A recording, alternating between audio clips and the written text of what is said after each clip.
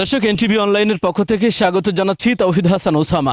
দর্শক আমি এই মুহূর্তে অবস্থান করছি যশোরের অভয়নগর উপজেলার শ্রীধরপুর ইউনিয়নের ৪ নম্বর ওয়ার্ডের রাঙ্গারহাট নামক এলাকায়। মূলত এখানে সাকিব শেখ নামের একজন কৃষি উদ্যোক্তা, যিনি কৃষি কাজ করে বা কৃষি উদ্যোক্তা হিসেবে সফলতা অর্জন করেছেন। আজকে আমরা সেই সাকিব শেখের মুখ থেকেই শুনবো সফলতার গল্প। আমাদের সাথে রয়েছেন সাকিব শেখ। কেমন আছেন? আলহামদুলিল্লাহ, ভালো আছেন আপনি? ভালো আছি। আপনি আদা চাষ করেছেন বাড়ির উঠানে এবং সফলতার মুখও দেখেছেন। বিষয়টা কিভাবে শুরু করেছিলেন সেই ইতিহাসটা একটু শুনতে চাই। বিষয়টা আমি শুরু করছিলাম অনলাইনে ভিডিও দেখে, ইউটিউব দিয়ে ভিডিও দেখি যে অনেকে আর কি আপনার উঠানে, তারপর হচ্ছে বাসার ছাদে আদা চাষ করতেছে, সীমিত জায়গায় বস্তাই করে অনেক সে আদা চাষ করা যাচ্ছে একসাথে।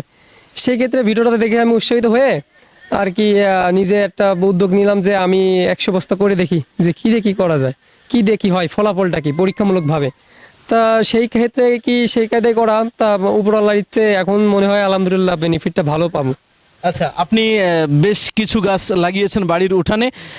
এই যে লাগানোর প্রসেসটা কিভাবে মেনটেন করেছেন? জি, আদা লাগানোর মূল যে প্রসেসটা সেটা হচ্ছে মাটি প্রস্তুতটা একটা প্রধান উপাদান। কারণ এটা মাটিটা যদি আপনার ওর ভিতর কোনো জীবাণু থেকে থাকে তাহলে আদাটা মারা যাবে। সেক্ষেত্রে মাটিটা জীবাণু শোধন করে জৈব সার মেনে জৈব সারটা অনেক পরিমাণ বেশি দিতে হবে। আমি প্রতি বস্তায় 5 থেকে 7 কেজি জৈব সার দিছি। দেওয়ার পর সীমিত কিছু রাসায়নিক সার দিয়ে মাটিটা প্রসেসিং করে পলিথিন দিয়ে ঢেকে রাখতে হয় 1 মাস। রাখার পরে তারপর হচ্ছে মনে করেন মাটিটা যখন আঠালো হয়ে যাবে, টিপ দিলে আঠার মতন হয়ে যাবে, তখন হচ্ছে বস্তায় ভরে তারপর হচ্ছে আপনার আদার চারাটা রোপণ করতে হয় আর কি। এখন আরেকটা জিনিস আদার রোপণের সময় খেয়াল রাখতে হবে, প্রতি বস্তায় 50 থেকে 60 গ্রাম হচ্ছে আদা দিতে হবে, আদার বীজ দিতে হবে। তার কম দিলে কিন্তু মানে যে পরিমাণ ফল দেওয়ার কথা সেই পরিমাণ হচ্ছে ফলন দিবে না। আচ্ছা, আপনি এখন পর্যন্ত এই যে আদা চাষ করে এখনো পর্যন্ত বেশ ভালো কিছুই বুঝতেছেন। ভবিষ্যতে কি পরিমাণ প্রফিট হতে পারে? ভবিষ্যতে তা আপনার এখন যে অবস্থায় আছে তা ভবিষ্যতে 40-50 হাজার টাকা প্রফিট হবে ইনশাল্লাহ। আচ্ছা, এই অল্প কিছু চারা থেকে 40-50 হাজার টাকা প্রফিট আপনি আশা করছেন। আচ্ছা, আপনি এই যে কার্যক্রম শুরু করেছেন, আপনার দেখা দেখি যদি অন্য কেউ এটা শুরু করতে চায় তাহলে তাকে শুরু করতে উৎসাহিত করবেন কিনা? অবশ্যই শুরু করতে উৎসাহিত করবো, কারণ আমি চাই বাংলাদেশটা কৃষি সম্পূর্ণ দেশ হোক। আমাদের বাঙালি তো মনে করেন যে মশলা প্রিয় জাতি, আমরা সবাই জানি। তো এই মশলাটার যদি চাহিদা আমরা দেশে মিটাইতে পারি তাহলে তো মনে করেন যে ডলার খরচ করে আমরা বাইরে থেকে আমরা এই মশলাটা আমদানি করতে হতো না। আচ্ছা, আপনি পড়ালেখার পাশাপাশি এই কৃষি উদ্যোক্তা হিসেবে নিজের নাম লিখিয়েছেন। কোথায় পড়ছেন, কি নিয়ে পড়ছেন? জি, আমি পড়ছি নড়াইল ভিক্টোরিয়া কলেজের অনার্স 2য় বর্ষের ছাত্র। আমার সাবজেক্ট হচ্ছে রাষ্ট্রবিজ্ঞান। আচ্ছা, পড়াশোনার পাশাপাশি শুধু আদা চাষই নয়, আমরা এখানে এসে জেনেছি আপনি হাঁস চাষ করেছেন, হাঁসের খামার করেছেন, মাছের খামার করেছেন, পাশাপাশি একটি চায়না লেবুর বাগানও আপনার রয়েছে। এই বিষয়টা সম্পর্কে জানতে চাই যে আপনি হাঁস এবং মাছ চাষে উৎসাহিত হলেন কিভাবে?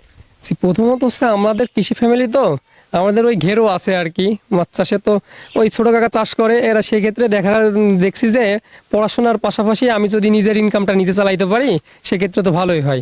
আর এই বিষয়টা আমার অভিজ্ঞতা অর্জন হয়ে যায়। সেক্ষেত্রে হচ্ছে ওই প্রাথমিক কায়দা হচ্ছে মাছ চাষ দিয়ে শুরু করছিলাম। তো আস্তে আস্তে বেনিফিটটা ভালো পাইছি। তারপরে মাছের সাথে হাঁস মিক্সার করে চাষ করছি এবং লেবুটাও চাষ করছি।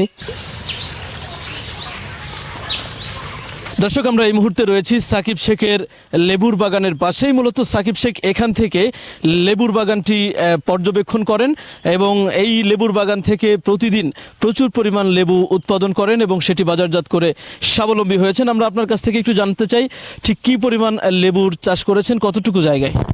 আমাদের লেবুটা চাষ করা 3 বিঘা জমিতে। এখন হচ্ছে আপনার গাছ রোপণ আছে 4 থেকে 500 গাছ রোপণ করছি।